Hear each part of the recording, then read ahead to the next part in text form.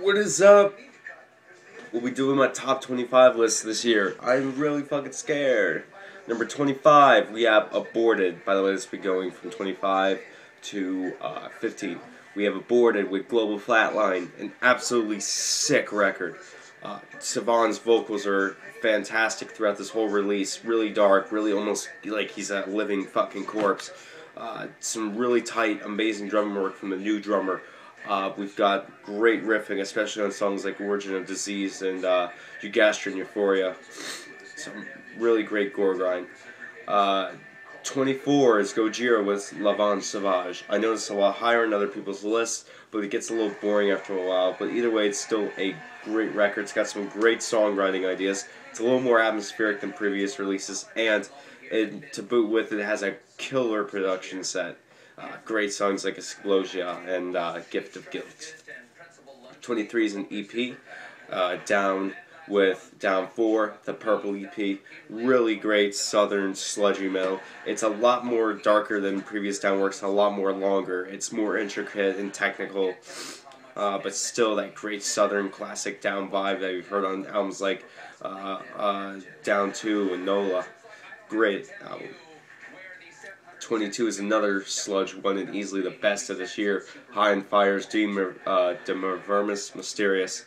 A great, thick, heavy record. I've always thought of this record as if Rob Zombie had gone through a fucking bog, and with Motorhead, this is what would come out.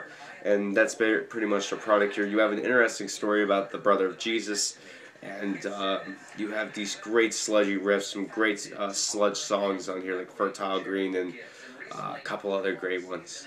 Awesome record.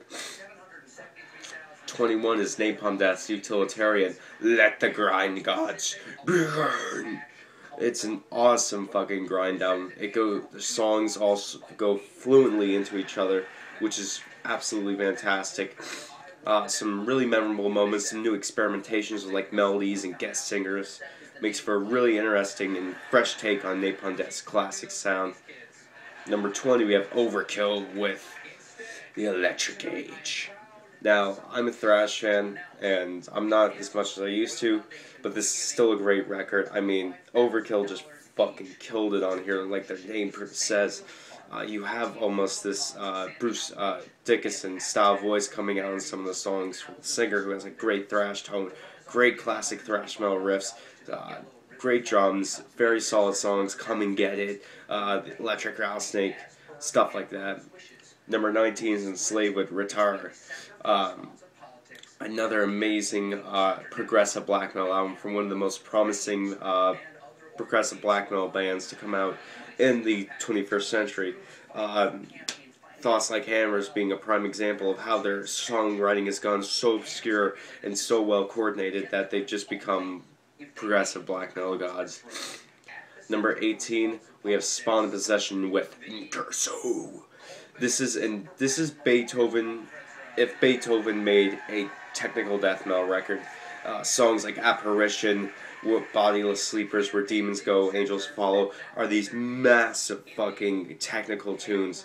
The singer's voice is perfect for this. Very tyrannish. The bass tone's amazing. Some really amazing bass work.